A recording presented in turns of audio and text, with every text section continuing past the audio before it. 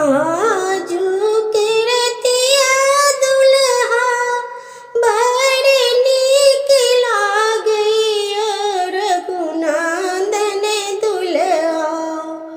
आजू के रतिया दुल्हा बड़ नीक लागे रघुनंदन दुल्हा।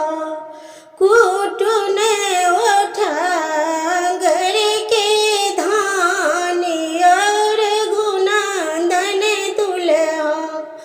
कुटुन ओठांगर के धान रघुनंदन दुल्हा।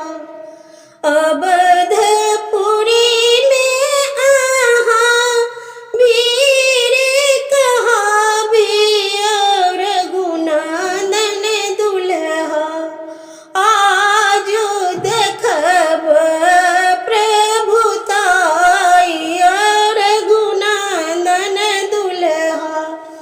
आजो देखब प्रभुताई रघुनंदन दुल्हा। सोना के उखरी में मन लागल मूसरिया रघुनंदन दुल्हा। 8 गोटा मिल के कूटू धान रघुनंदन दुल्हा। 8 गोटा मिल के कूटू धान रघुनंदन दुल्हा। चारू कात सखी सब मारय पिकारी रघुनंदन दुल्हा। पूछथि बहिनी के नाम रघुनंदन दुल्हा।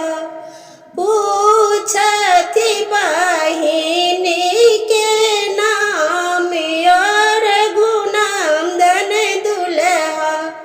सूर नर मुनि सब मुस्की हँसै छथि रघुनंदन दुल्हा।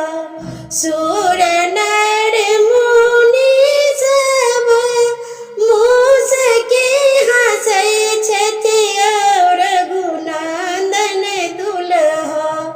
आजू राम गेला बन्हाई रघुनंदन दुल्हा। आजू राम